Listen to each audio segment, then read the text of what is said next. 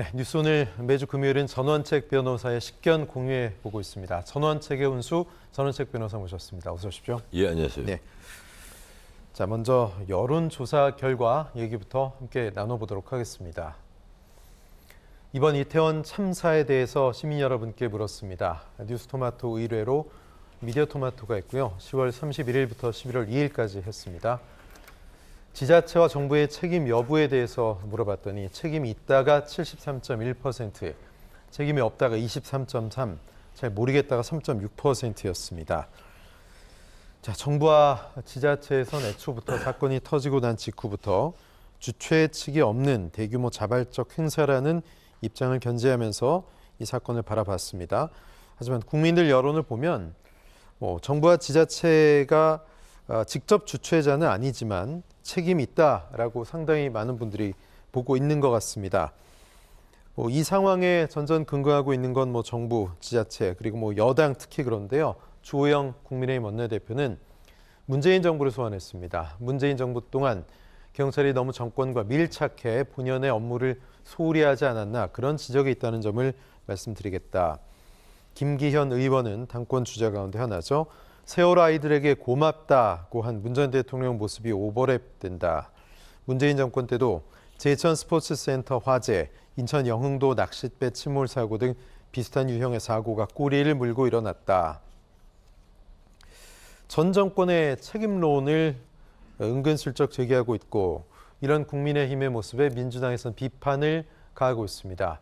글쎄요, 현 정권에 쏟아지는 비판, 화살을 전 정권 쪽으로 좀 돌리고 싶은 국민의힘의 마음이 아니냐 이런 지적이 있는데 글쎄요. 세월호 소환 또 박근혜 정부 시절의 악몽을 어떻게 하면 같이 엮이지 않고 싶어하는 정부 여당 국민의힘의 그런 모습 안간힘 쓰는 거 아니냐 이런 지적도 나오고 있습니다. 변호사님 어떻게 보세요?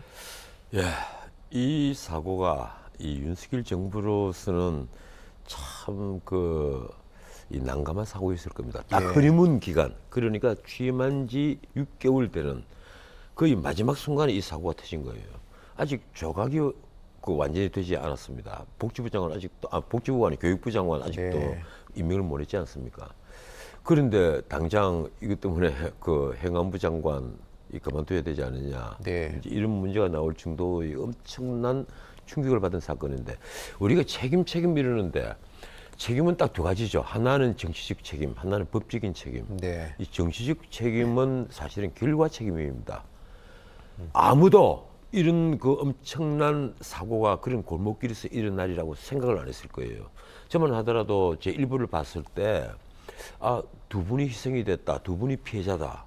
이 얘기를 들었을 때 두 사람이나 그런 일을 당해서 제가 깜짝 놀랐어요. 근데 골목길에서 두 사람이나 죽는 그런 참사가 벌어질 수 있느냐 이러는데 그게 불과 1시간 좀 더 지나니까 59명으로 늘어나더라고요. 거의 2보 정도가 될 겁니다. 그런데 그게 또 한두 시간 지나니까 100명이 넘었단 말이에요. 그리고 드디어 결과적으로 156명이나 되는 이 희생자를 낳은 엄청난 참사가 벌어진 것인데 이런 결과는 사실 아무도 예상을 못했을 겁니다. 하지만 이런 결과에 대해서 이 책임을 지는 것이 바로 정치적 책임입니다. 도의적인 책임이죠. 그래서 여기 이 정치적 책임은요 대통령부터 장관 그리고 경찰청장 이런 책임자들이 다 져야만 하는 책임이에요. 그건 본인의 운명이라고 생각을 해야만 합니다. 아무도 상상을 하지 않았지만 그러한 사고가 일어날 가능성이 있었단 말이에요. 있었고 결과적으로 그런 일이 벌어져 버린 거예요. 그러면 거기에 따른 정치적 책임을 져야만 합니다. 그리고 두 번째는 이제 법적인 책임, 법률 책임이에요.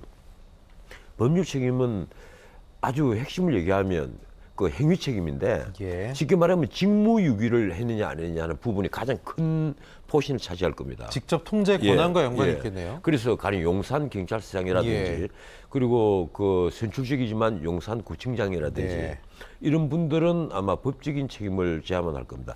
이 사건을 언제 알았고 어떤 조치를 취했느냐 그리고 이 사건이 일어나기 전에 헬로윈 데이에서 많은 사람들이 모일 것이 예상이 됐다면 어떤 조치를 사전에 해야만 하고 그리고 어떻게 대비를 해야만 하느냐, 그 선제적인 조치를 했느냐 하지 않았느냐, 그런 의무가 있었고 그런 주의 의무에 따라서 행동을 했느냐 아니냐, 이런 걸 아마 전문가들이 판단을 하고, 또 그리고 결과적으로는 검찰 더 나아가서 법원이 또 판단을 하게 될 겁니다. 그래서 직무유기가 되느냐 안 되느냐, 저는 이런 지금까지 나온 것으로 봐서 물론 결과가 엄청난 거니까 또 이런 판단을 하겠지만, 지금까지 나온 내용으로 봐서는 적어도 이 직무유기 책임은 피하기 어렵다 하는 생각을 합니다. 저도 합니다. 네. 그런데 우리가 이제 일반적으로 그 책임 묻는 것은 우선은 지금 이 정치적 도의적 책임이거든요. 예. 그래서 내가 하나 참 아쉬운 게 하나 있어요. 윤석열 대통령이 애도 기간을 선포를 했습니다. 네. 그게 아마 내일까지죠. 예. 그 애도 기간을 선포를 했으면 본인은 아침에 그 물론 집무실에서 가까우니까 더 그럴 수도 있겠지만 그 경찰청장을 데리고 매번 그 가서 이제 조문을 네. 하는 식인데, 본인이 아소 일본 총리를 만났을 때 파란 넥타이를 맸더라고요. 전 일본 총리 좀 극우 정치인이죠? 예, 전 총리를 만났을 때 예. 파란 넥타이를 맸어요. 아, 근데 아소 전 총리는 검정. 예, 아소 총리는 상대국의 입장을 생각해서 예. 검은 넥타이를 맨 겁니다. 내가 깜짝 놀랐어요. 이거 뭐 거꾸로 된 거 아니냐. 그래서 과연 그 윤 대통령이 정말 우리 국민들이 아픈 가슴을 헤아리고 있느냐. 네. 예, 사람이 156명이 죽었고 그 대부분이 그 10대, 20대, 그리고 30대 초반. 예. 예, 그 대부분이 그렇습니다. 물론 뭐 50대도 한 분이 계시지만 대부분 그렇단 말이에요.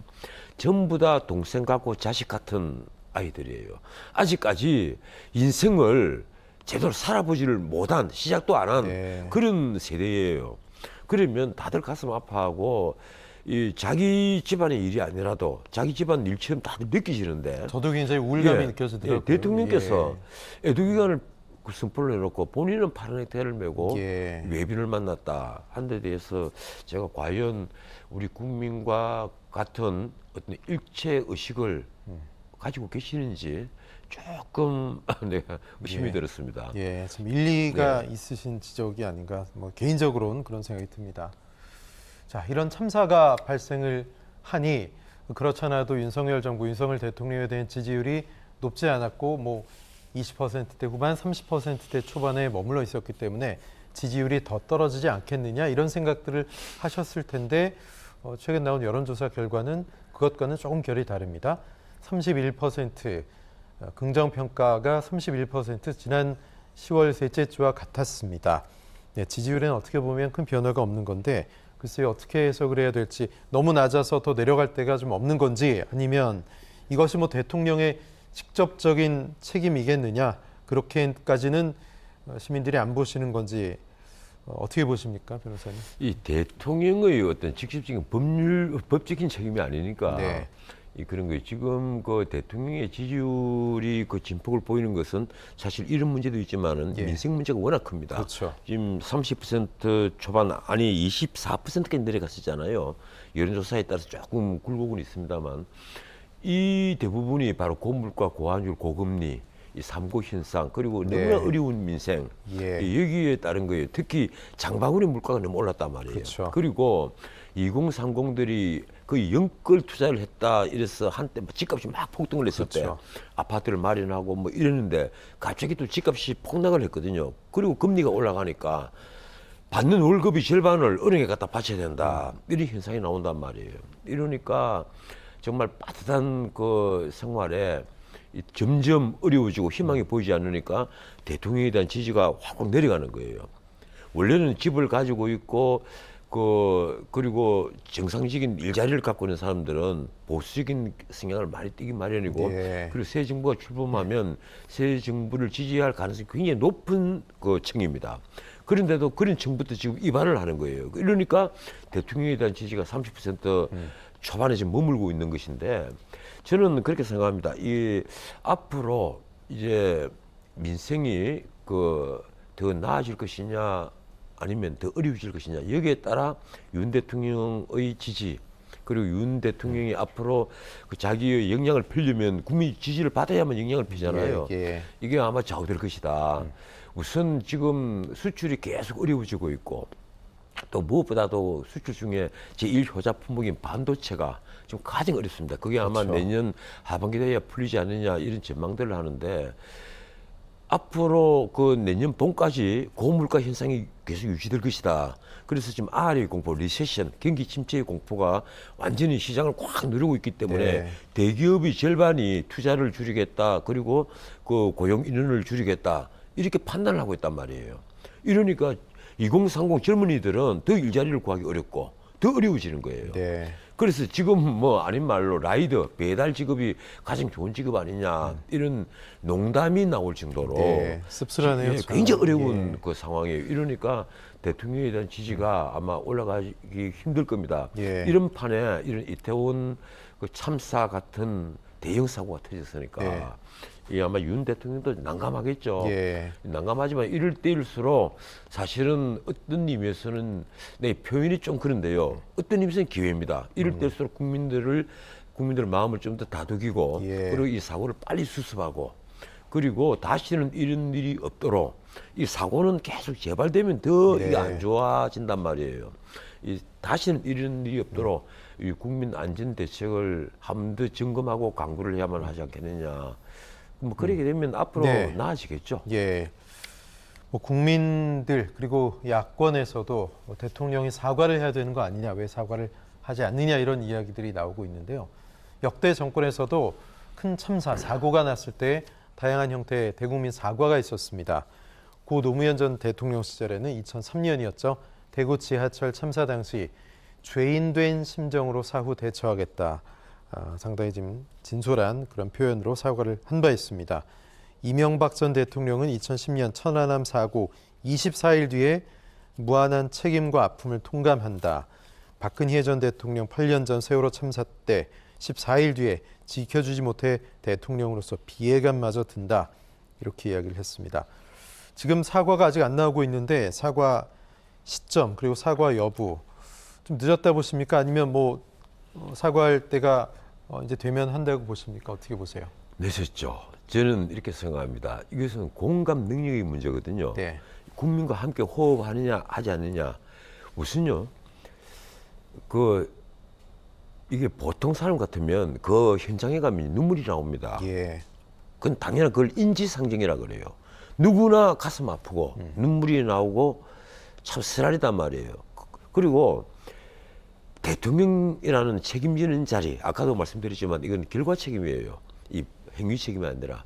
그러면 본인이 마이크 앞에 첫 마디가 정말 죄송합니다. 네. 이 제 재임 기간에 이런 일이 없기를 내가 정말 빌고 비리는데 저 역시 피하지 못하고 이런 일을 당했습니다. 다 제 책임입니다. 예. 하고 얘기를 해야죠. 그 얘기를 먼저 해놓고 그 다음에 지휘를 해야만 하는 거예요. 그런데 아직까지 사과가 없습니다. 나는 내가 그 보수 농객으로서 이 윤 대통령이 우리 보수파가 만들어낸 대통령입니다. 정말 나는 이해를 못하겠어요. 일각에서는 매일 조문 간 게 그 마음을 대변하는 거 아니냐 뭐 이런 물론 얘기도 그렇죠. 하는데요. 예. 그리고 또 트라우마가 있습니다. 네. 이 박 대통령 때의 트라우마가 있어요. 세월호 사건 트라우마가. 예. 결국 야당에게 이렇게 밀리면 사과를 하고 계속 밀리면 광화문에 사람들이 모여들고 촛불을 들고 결국 시위가 벌어지고 정권이 무너지더라. 네. 본인이 박영수 특검에서 수사팀장을 했잖아요. 네. 그런 분이니까 더 잘 알겠죠. 이번에 경찰 첩보 뭐 그런 예. 문건도 있었잖아요. 그렇죠? 그런데 참 묘한 거예요. 언제 보고를 받고 언제 어떤 조치를 취했느냐. 사실 대통령 그리고 행안부 장관, 예. 경찰청장까지 직접 지휘를 할 그 부분은 없습니다. 그래서 이분들에게 물을 수 있는 것은 정치적 책임이에요. 네. 가령 용산 경찰서장 조금 더 나아가서 서울 경찰청장까지는 모르겠어요. 예. 뭐 직접 지휘 책임을 물을 수 있을지 모르겠는데 경찰청장이라든가 행안부 장관이라든가 그리고 더 나아가서 국무총리, 대통령은 도의적 책임의 문제입니다. 이번에도 한덕수 총리가 외신 기자들을 모아놓고 자기 자신이 얘기를 하다가 자기 딸은 그 좀 분위기를 부드럽게 한다고 농담을 했지 않습니까? 조크를 했단 말이에요. 책임의 뭐, 끝과 예. 시작과 끝은 어디냐? 예, 네. 외신 기자들은 그 잘 아시겠지만 외국의 그 이제 뭐 프라임 미니스터가 어떤 하면 조크로 시작하고 조크로 끝낸다고 그러잖아요. 유머가 필수적이라고 예. 보니까요, 그죠? 하지만 이번 사건은 그런 조크를 절대 쓰는 안 될 예. 그러한 그 사고 참사에 대한 기자회견인데 네. 거기서 이 장관도 아닌 그 총리, 프라임 미니스터가 나가셔가지고 그런 조커로 해버렸으니까 외신 기자들이 보면 또 하나의 참사가 벌어진 거예요. 나는 그래서 이 정말 도의적 책임을 지고 한 분들이 정말 공감 능력이 있느냐. 어떤 한 분이 그랬더라고요. 그 한덕수 총리가 그 조커를 한 걸 두고 정말 고위직을 너무 오래 하신 거 아니냐. 이런 식의 그 말씀을 하셨던데 저 역시 그런 생각을 했습니다. 너무 고위직만 계시다 보니까 감각이 떨어지신 게 아니냐. 우리 같은 보통 사람들이 느끼고 있는 피부를 느끼고 있는 그런 감각을 잃어버린 게 아니냐. 가령 승용차 뒤에 파묻혀가 다니면요 직접 운전하는 사람의 감각, 버스나 지하철 타고 다니는 사람들의 감각을 잃어버립니다. 그렇죠. 시장 바구니 직접 물건을 시장을 안 봐본 사람들은 장바구니 물가 하지만 피상적으로 신문 보고 아는 거지. 아 달걀 값이 얼마고 뭐 하니 직접 콩나물 값을 사 봐야만 그걸 아는 거예요. 그렇습니다. 예, 그걸 피부로 못 느끼고 있는 것 아니냐. 이런 생각을 했습니다. 그래서 공감 능력을 좀 가지시고 이 정말 이 국민들이 아픈 가슴을 진짜 위무해 줄 수 있었으면 좋겠다. 이런 생각을 합니다. 글쎄요, 국민들이 이 참사에 대해서 아무도 자유로울 수 없을 수도 있습니다. 아이들을 지켜주지 못했다는 그런 큰 틀에서 이야기하면. 근데 특히 이상민 행정안전부 장관에 대해서 국민적인 분노가 아주 커 보입니다. 일단 여론조사 결과를 보죠. 이상민 행안부 장관 논란 수습 방향, 책임지고 물러나야 된다 56.8, 사과 수준 마무리 24, 사과하거나 물러날 일이 아님 16.7, 잘 모름 2.5입니다. 10월 31일부터 11월 2일까지 이상민 장관에 대해서 상당히 부정적인 기류가 많은데 일단 그게 촉발된 것은 막을 수 있는 게 아니었다. 어떤 조치를 하더라도 그런 발언이 아니었나 싶습니다. 변호사님, 진짜 이게 사퇴를 해야 되는 건지 이상민 장관이 어디까지 책임을 져야 되는 건지 논란이 적절한지 좀 식견 듣고 싶습니다. 예, 이번에 쭉 보면 전화를 언제 받았느냐, 언제 무슨 지시를 했느냐, 이제 이런 얘기들이 많이 나왔습니다. 장관은 어떤 지시를 했고 경찰청장은 어떤 지시를 했느냐. 대통령은 또 이 국정상황실장으로부터 이제 보고를 받았는데 보고를 받고 어떤 지시를 했느냐. 대통령이나 행안부 장관이나 국무총리나 그리고 더 나아가서 경찰청장까지 저는 그렇게 생각해요. 이분들이 할 수 있는 지시는 딱 하나밖에 없습니다. 총력 대응해라. 그런 지시는요 높은 사람 다 합니다. 그리고 사실 그래서 그런 분들에게 물을 수 있는 것은 정치적 책임만 묻지 어떤 법률적인 책임을 묻기 어려운 거예요. 이분들이 언제 알고 어떤 지시를 했느냐가 이 사건의 결과를 더 키우고 더 줄 수 있었고 하는 데와 크게 상관이 없다는 거예요. 진짜 상관이 있는 부분은 용산경찰서장 그리고 용산구청장 그리고 휘하의 직접 뛰어든 사람들이란 말이에요. 이분들이 어떤 매뉴얼을 갖고 어떻게 했느냐. 이번에 그 언론 보도를 보면 이런 말들을 합니다. 매뉴얼이 없었다 이런 소리를 왜 하느냐 이거예요. 매뉴얼하고는 다른 문제는 아닙니다. 굉장히 중요한 거예요. 이런 일이 벌어졌을 때 어떻게 움직인다는 걸 숙지가 되어 있어야죠. 경찰도 그렇고 그리고 행정공무원도 그렇고 이런 일이 벌어지면 어떻게 자연스럽게 움직이고 어떻게 해서 피해를 최소화하고 어떻게 인명을 구할 수 있다. 이거 숙지가 안 되어 있었던 거예요. 우리 모두에게. 난 그래서 이게 우리 모두의 책임이라는 생각을 합니다. 한쪽에서 뒤에서 밀어 했다는데 이런 일이 얼마나 위험한지를 우리 시민들 자체가 몰랐다는 거예요. 그래서 지금 누구에게 책임을 묻고 하기 전에 나는 이상민 장관 같으면요.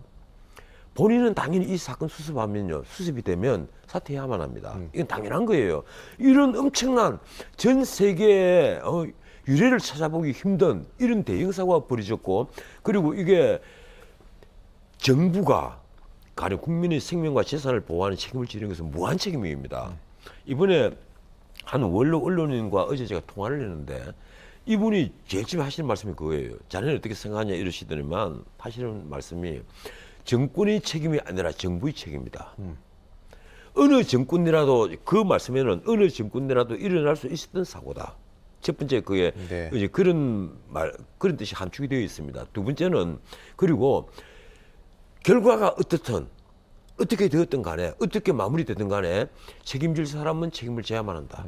이 정부의 책임을 누가 져야 되겠습니까? 네. 결국은 장관 아니면 총리란 말이에요. 대통령은 사과를 하고 대통령이 이런 일로 물러날 수는 없지 않습니까? 예. 대통령은 이 사과를 해야 되겠지만 총리나 장관은 책임을 져야만 합니다. 그리고 경찰청장하고요. 제가 보기로는 이상민 장관은 책임을 져야죠. 네. 책임을 지고 예, 그리고 지금 당장 물러나라는 게 아니고 수습을 다 하시고 예. 그리고 나서 그 물러나시는 게 예, 도리가 아니겠냐 이런 생각을 합니다. 국가애도 기간이 내일까지죠. 예. 내일까지인데 애도 기간이 끝나면 이제 본격적으로 진상 규명을 위한 발걸음이 시작이 될 겁니다. 민주당에서는 국정조사 이야기를 하고 있습니다. 박홍근 원내대표는 국민 불안과 분노가 날로 커지고 있는 상황, 국정조사를 통해 국민을 내팽개친 1분 1초까지 밝히겠다. 주호영 국민의힘 원내대표는 신속한 강제 수사를 통해 증거를 확보하고 보존이 가장 중요. 강제 수단이 없는 국정조사를 하면 오히려 수사에만 방해가 된다라고 이야기하고 있습니다. 국조 필요성 여부는 어떻게 보십니까? 이게 지금 민주당에서 이 국정조사 하자는 것은 제가 보기에는 이 정쟁화하자는 얘기예요. 처음에는 그 애도기간 선포되고 나서 그 직후에는 그런 얘기했죠. 정쟁을 멈추자. 그 민주당도 그런 얘기했고, 협조하겠다 이런 얘기고요. 예. 뭐 국민의힘에서도 당연히 그런 얘기를 했는데 곧장 이 정쟁화를 시도를 한단 말이에요. 그래서 뭐 총리 물러나고 장관 물러나라 이런 얘기는 누구나 할 수 있는 얘기입니다만은 국정조사를 하자면 결국은 그 국정조사를 들어가게 되면 이 지금 경찰이 하고 있는 수사, 이 경찰이 왜 경찰 수사를 하겠어요? 검찰의 수사 권한이 없으니까 그렇습니다. 네. 이게 지금 국민의힘 쪽에서 하는 얘기잖아요. 예. 왜 검수한박법 만들어갖고 검찰에 이런 수사권을 없애느냐? 한동훈 장관도 그런 얘기했습니다. 예, 근데 며칠 그 전에. 한동훈 장관에게 방법이 하나 있잖아요. 이 쉽게 말하면 상설특검 사용을 하면 돼요. 네. 긴급하게 빨리 상설특검을 빨리 그 만들어서 상설 특검으로 가자. 예, 상설특검으로 가서 이럴 때야말로 상설특검이 그 직접 수사를 해서 전모를 밝혀내고 책임 소재를 분명히 할 필요가 있죠. 지금 검찰은 수사 권한이 없으니까요, 그죠? 예, 경찰이 그런데 네. 같은 경찰 수사를 해갖고 어떤 결과가 나오든 그 국민들이 보면요.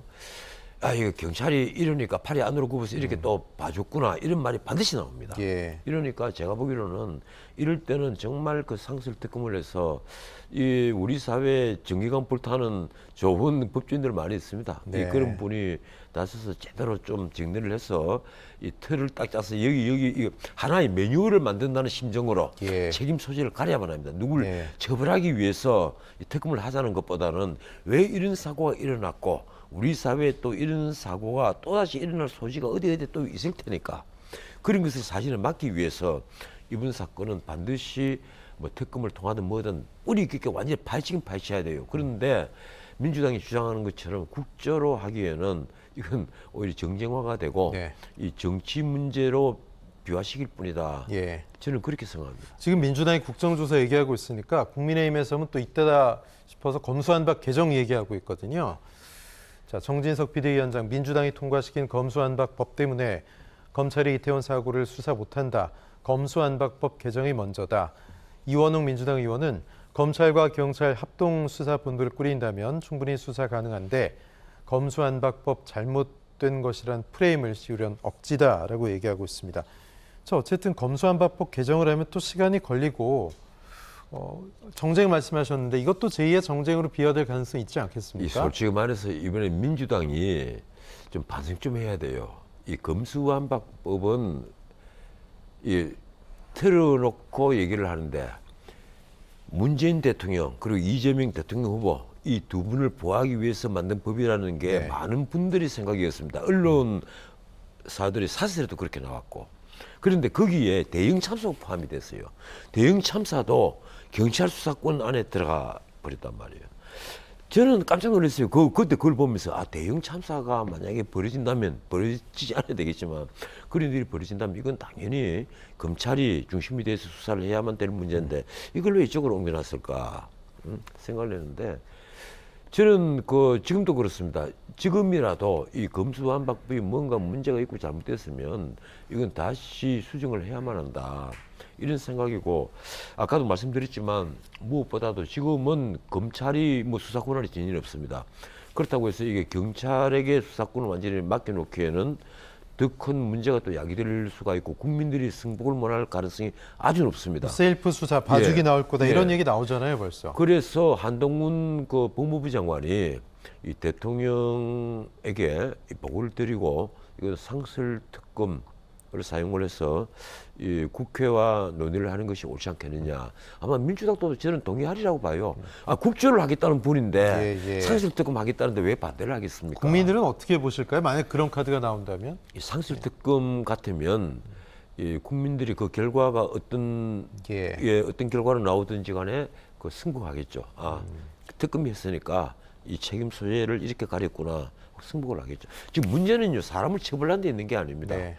우리가 다시는 이런 후진적인 사고, 예. 사고가 벌어서는 안 되겠다. 예. 그런 제대로 된 어떤 그 틀을 하나 만들어야 된다. 예. 그리고 책임 소재를 그리려면 분명히 가려야만 합니다. 네, 진상 규명, 책임 소재 규명 빨리 좀 국민들의 답답한 먹먹한 마음 또 유가족들의 마음을 위로할 수 있는 그런 진행 상황 기대해 보겠습니다. 저는 대통령께서요. 네, 내일 아침이라도 뭐 내일 하면 토요일인데 주말인데 내일 예. 아침이라도 대통령께서 이 용산으로 가셔서 예. 이 기자들 앞에 서서 네. 정말 대국민 사과를 그냥 페이퍼 한 장 딱 들고 네, 이 네. 검은 넥타이 메고 예. 뭐 도어 스태핑하는 자리도 좋고 아니면 기자회견장을 따로 마련하시는 것도 좋고 네.